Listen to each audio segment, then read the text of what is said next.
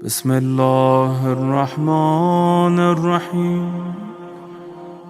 حسن عسکری علی نقی کے فرزند اور اہل تشیع کے 11ویں امام تھے۔ ابو محمد کنیت حسن نام اور سامرہ کے محلہ عسکر میں قیام کی وجہ سے عسکری علیہ السلام مشہور لقب ہے۔ والد بزرگوار حضرت امام علی نقی علیہ السلام اور والدہ سلیل خاتون تھیں، جو عبادت، ریاضت، عفت اور سخاوت کے صفات میں پانے طبقے کے لیے مثال کی حیثیت رکھتی تھیں۔ آپ کی ولادت بروز جمعہ 10 ربیع الثانی 232 ہجری بمطابق 3 دسمبر 846 عیسوی کو مدینہ منورہ میں ہوئی۔ بچپن کے 11 سال تقریباً اپنے والد بزرگوار کے ساتھ وطن میں رہے، جس کے لیے کہا جا سکتا ہے کہ زمانہ اطمینان سے گزرا۔ اس کے بعد امام علی نقی علیہ السلام کو سفر عراق درپیش ہو گیا اور تمام متعلقین کے ساتھ ساتھ امام حسن عسکری علیہ السلام اسی کم سن کے عالم میں سفر کی زحمتوں کو اٹھا کر سامرا پہنچے۔ یہاں کبھی قید کبھی آزادی، مختلف دور سے گزرنا پڑا، مگر ہر حال میں آپ اپنے بزرگ مرتبہ باپ کے ساتھ ہی رہے۔ اس طرح باطنی اور ظاہری طور پر ہر حیثیت سے آپ علیہ السلام کو اپنے والد بزرگوار کی تربیت و تعلیم سے پورا فائدہ اٹھانے کا موقع مل سکا۔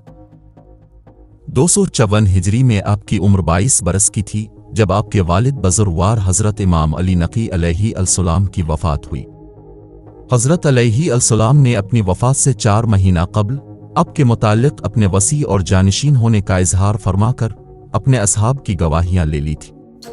اب امامت کی ذمہ داریاں امام حسن عسکری علیہ السلام کے متعلق تھی، جنہیں اب باوجود شدید مشکلات اور سخت ترین ماحول کے ادا فرماتے رہے۔ جیسا کہ اس سے پہلے بیان ہوا، امام حسن عسکری علیہ السلام کی یہ خصوصیت ہے کہ آپ ان تمام تکالیف اور مصائب میں بھی شریک رہے جو آپ کے والد بزرگوار کو حراست اور نظر بندی کے ذیل میں بھی متعدد بار برداشت کرنا پڑا۔ اس کے بعد جب آپ کا دور امامت شروع ہوا تو سلطنت بنی عباس کے تخت پر خلیفہ المعتز عباسی کا قیام تھا۔ المعتز عباسی کی معزولی کے بعد مہدی کی سلطنت ہوئی۔ 11 مہینے چند روز حکومت کرنے کے بعد اس کا خاتمہ ہوا اور معتمد کی حکومت قائم ہوئی۔ ان میں سے کوئی ایک بادشاہ بھی ایسا نہ تھا جس کے زمانے میں امام حسن عسکری علیہ السلام کو آرام و سکون ملتا، باوجود یہ کہ اس وقت بنی عباس بڑی سخت الجھنوں اور پیچیدگیوں میں گرفتار تھی، مگر ان تمام سیاسی مسائل اور مشکلات کے ساتھ ہر حکومت نے امام حسن عسکری علیہ السلام کو قید و بند میں رکھنا سب سے زیادہ ضروری سمجھا۔ اس کا خاص سبب رسول خدا کی یہ حدیث تھی کہ میرے بعد 12 جانشین ہوں گے اور ان میں سے آخری مہدی آخر الزماں اور قائم آل محمد ہوگا۔ یہ حدیث برابر متواتر طریقے سے عالمی اسلام میں گردش کرتی رہی تھی۔ خلفائے بنی عباس خوب جانتے تھے کہ سلسلہ آل محمد کے وہ افراد جو نبی علیہ السلام کی صحیح جانشینی کے مصداق ہو سکتے ہیں، وہ یہی افراد ہیں جن میں سے 11ویں ہستی امام حسن عسکری علیہ السلام کی ہے۔ اس لیے انہی کا فرزند وہ ہو سکتا ہے جس کے بارے میں نبی علیہ السلام کی پیشن گوئی صحیح قرار پا سکے، لہذا کوشش یہ تھی کہ ان کی زندگی کا دنیا سے خاتمہ ہو جائے، اس طرح ان کا کوئی جانشین دنیا میں موجود نہ ہو۔ یہ سبب تھا کہ امام حسن عسکری علیہ السلام کے لیے اس نظر بندی پر اکتفا نہیں کی گئی جو امام علی نقی علیہ السلام کے لیے ضروری، بلکہ آپ کے لیے اپنے گھر بار سے الگ قید تنہائی کو ضروری سمجھا گیا۔ یہ اور بات ہے کہ قدرتی انتظام کے تحت درمیان میں انقلاب سلطنت کے وقفے اب کی قید مسلسل کے بیچ میں قہری رہائی کے سامان پیدا کر دیتے تھے، مگر پھر بھی جو بادشاہ تخت سلطنت پر بیٹھتا تھا وہ اپنے پیش رو کے نظریہ کے مطابق آپ کو دوبارہ قید کرنے پر تیار ہو جاتا تھا۔ اس طرح آپ کی مختصر زندگی جو دور امامت کے بعد اس کا بیشتر حصہ قید و بند ہی میں گزرا۔ اس قید کی سختی معتمد کے زمانے میں بہت بڑھ گئی تھی، اگرچہ وہ آپ کے مرتبے اور حقانیت سے خوب واقف تھا۔ چنانچہ جب قحط کے موقع پر ایک مسیحی راہب کے دعوے کے ساتھ پانی برسانے کی وجہ سے مسلمانوں میں ارتداد کا فتنہ برپا ہوا اور لوگ عیسائیت کی طرف دوڑنے لگے، تو مسلمانوں کو گمراہی سے بچانے کے لیے وہ امام حسن عسکری علیہ السلام ہی تھے جو قید خانے سے باہر لائے گئے، اپنے مسلمانوں کے شکوک کو دور کر کے انہیں اسلام کے جادہ پر قائم رکھا۔ اس واقعہ کا اثر اتنا ہوا کہ اب معتمد نے آپ کو پھر اسی قید خانے میں واپس کرنے میں خجالت دامنگیر ہوئی، اس لیے آپ کی قید کو آپ کے گھر میں نظر بندی کے ساتھ تبدیل کر دیا گیا، مگر آزادی پھر بھی نصیب نہ ہو سکی۔ आयमा अहले बैत जिस हाल में भी हूँ हमेशा किसी न किसी सूरत से इमामत के फ़राइज़ को अंजाम देते रहते थे। इमाम हसन अस्करी अलैहि अस्सलाम पर इतनी शदीद पाबंदियां आयद थीं कि उलूम अहले बैत के तलबगारों और शरीयत जाफरी के मसाइल दरियाफ्त करने वालों का आप तक पहुंचना किसी सूरत में मुमकिन नहीं था। इसलिए हज़रत अलैहि अस्सलाम ने अपने ज़माने में ये इंतज़ाम किया कि ऐसे अफराद जो अमानत व दियानत नीज़ इल्मी व फ़िक़ही बसीरत के इस दर्जा हामिल थे कि इमाम अलैहि अस्सलाम के महल एतिमाद हो सकें, उन्हें अपनी जानिब से आपने नायब मुकर्रर कर दिया था। ये हजरात जहाँ तक कि खुद अपने वाकिफियत के हुदूद में देखते थे, इस हद तक मसाइल खुद ही बता देते थे और वो अहम मसाइल जो उनकी दस्तरस से बाहर होते थे उन्हें अपने पास महफूज रखते थे और किसी मुनासिब मौके पर इमाम अलैहि अस्सलाम की खिदमत में रसाई हासिल करके उनको हल करा लेते थे। क्योंकि एक शख्स का कभी कभी इमाम अलैहि अस्सलाम से मुलाकात को अजाना हुकूमत के लिए इतना नाकाबिल बर्दाश्त नहीं हो सकता था जितना कि अवाम की जमातों को मुख्तलिफ औकात में हज़रत अलैहि अस्सलाम तक पहुंचना। अब सिलसिला इस्मत की एक लड़ी थे जिसका हर हल्का इंसानी कमालात के जवाहर से मुरस्सा था। इल्म व हिल्म, सखावत और इसार सभी औसाफ बेमिसाल थे। इबादत का ये आलम था कि इस ज़माने में भी कि जब अब सख्त कैद में थे, मोतमिद ने जिससे अब के मुताल्लिक़ दरियाफ्त किया, यही मालूम हुआ कि आप दिन भर रोज़ा रखते थे और रात भर नमाजें पढ़ते थे और सिवाय ज़िक्री इलाही के किसी से कोई कलाम नहीं फरमाते। अगरचे आपको अपने घर पर आज़ादी का सांस लेने का मौका बहुत कम मिला, फिर भी जितने अरसा तक क़याम रहा और दूर दराज से लोग आपके फैज़ व अता के तज़किरे सुनकर आते थे और बामुराद वापस जाते थे। आपके अखलाक व औसाफ की अज़मत का अवाम व ख़वास सभी के दिलों पर सिक्का कायम था। चुनांचे जब अहमद बिन अब्दुल्ला बिन खाकान के सामने जो खलीफा अब्बासी की तरफ से शहर कुम के औकात व सदक़ात के शोबे का अफसर आला था, सादात अलवी का तज़किरा आ गया तो वो कहने लगा कि मुझे कोई हसन अलैहि अस्सलाम अस्करी से ज़्यादा मर्तबा और इल्म हिल्म, ज़ुहद व इबादत, वक़ार व हैबत, हया व इफ़्फ़त, शर्फ़ व इज़्ज़त और क़द्र व मंज़िलत में मुमताज़ और नुमाया नहीं मालूम हुआ।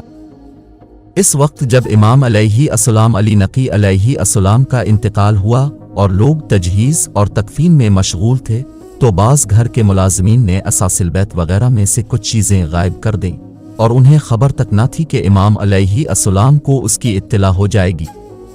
जब तजहीज़ और तकफ़ीन वगैरह से फरागत हुई तो आपने उन नौकरों को बुलाया और फरमाया कि जो कुछ पूछता हूँ अगर तुम मुझसे सच सच बयान करोगे तो मैं तुम्हें मुआफ़ कर दूंगा और सज़ा ना दूंगा, लेकिन अगर गलत बयानी से काम लिया तो फिर मैं तुम्हारे पास से सब चीज़ें बरामद भी करा लूंगा और सज़ा भी दूंगा।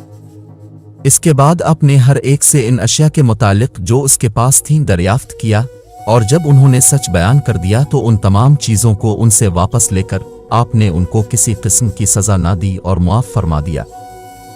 बावजूद ये कि आपकी उम्र बहुत मुख्तसर हुई, यानी सिर्फ 28 बरस, मगर इस महदूद और मुश्किलात से भरी हुई ज़िंदगी में भी आपके इल्मी फ़यूज़ के दरिया ने बड़े बड़े बुलंद पाया उलमा को सैराब होने का मौका दिया।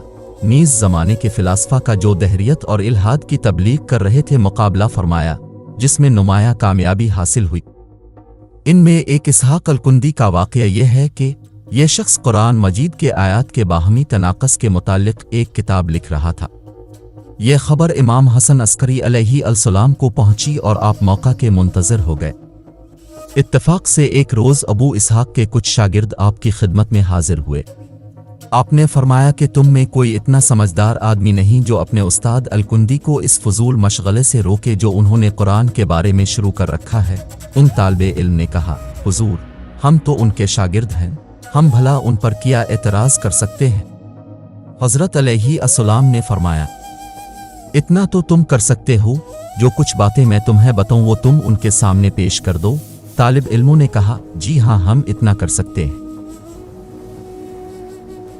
हज़रत ने कुछ आयतें कुरान की जिनके मुतालिक बाहमी इख्तिलाफ का तो हम हो रहा था पेश फरमा कर उनसे कहा कि तुम अपने उस्ताद से इतना पूछो कि क्या इन अल्फाज के बस यही मानी है जिनके लिहाज से वो तनाक़स साबित कर रहे हैं, और अगर कलाम अरब के शवाहिद से दूसरे मुतारफ मानी निकल आए जिनके बना पर अल्फाज कुरान में बाहम कोई इख्तिलाफात ना रहे, तो फिर उन्हें क्या हक है कि वो अपने ज़हनी खुद साख्ता मानी को मुतकल्लिम कुरान की तरफ मंसूब करके तनाक़स व इख्तिलाफ की इमारत खड़ी करें।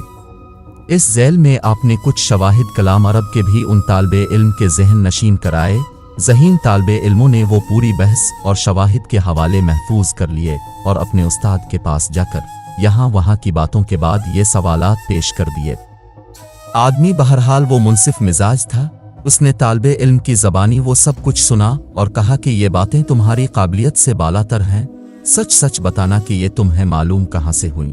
پہلے تو ان طالب علموں نے چھپانا چاہا اور کہا کہ یہ چیزیں خود ہمارے ذہن میں آئی ہیں، مگر جب اس نے سختی کے ساتھ انکار کیا کہ یہ ہو ہی نہیں سکتا تو انہوں نے بتایا کہ ہمیں ابو محمد حسن عسکری علیہ السلام نے یہ باتیں بتائی ہیں۔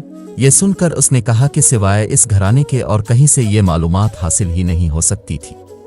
پھر اس نے آگ منگوائی اور جو کچھ لکھا تھا نظر آتش کر دیا۔ ایسے کتنے ہی علمی اور دینی خدمات تھے جو خاموشی کے ساتھ انجام پا رہے تھے، اور حکومتی وقت جو محافظت اسلام کی دعویدار تھی اپنے عیش و طریب کے نشے میں مدہوش تھی، تو ایسے مخلص حامی اسلام کی طرف سے اپنی سلطنت کے لیے خطرہ محسوس کر کے ان پر کچھ پابندیاں بڑھا دیے جانے کے احکام نافذ کرتی تھی، مگر اس کو ہے گراں کے صبر و استقال میں کوئی فرق نہ آیا۔ علمی و دینی مشاغل میں مصروف انسان کو سلطنت وقت کے ساتھ کبھی بھی مزاحمت کا کوئی خیال پیدا نہیں ہو سکتا۔ تبلیغی دین اور اسلام و انسانیت کا فروغ ان کا مقصد زیست ہوتا تھا۔ ان کا بڑھتا ہوا روحانی فیض اور علمی مرجعیت لوگوں کو اپنا گرویدہ بنا لیتی تھی۔ حق و صداقت اور عدل و انصاف ان کا خوگر ہوتا تھا۔ یہی وجہ ہے کہ کبھی کبھی سلاطین وقت کو ان کی شخصیت ناقابل برداشت ہو جاتی تھی، جس کی وجہ سے کبھی یہی چیز ان کی موت کا موجب بھی بنتی تھی۔ حضرت حسن عسکری رضی اللہ تعالیٰ عنہ کی شہادت میں یہی چیز کار فرما تھی۔ معتمد باللہ عباسی خلیفہ کے بھجوائے ہوئے زہر سے 8 ربیع الاول 260 ہجری میں اپنے شہادت پائی اور اپنے والد بزرگوار کی قبر کے پاس سامرا میں دفن ہوئے، جہاں حضرت حسن عسکری کا روضہ مبارک آج بھی زیارت گاہ خلائق بنا ہوا ہے۔ دوستو، یہ تھی آج کی ہماری ویڈیو۔ اگر آپ کو ہماری ویڈیو پسند آئے تو ہماری ویڈیو کو لائک، کمنٹ اور شیئر کرنا مت بھولیے گا۔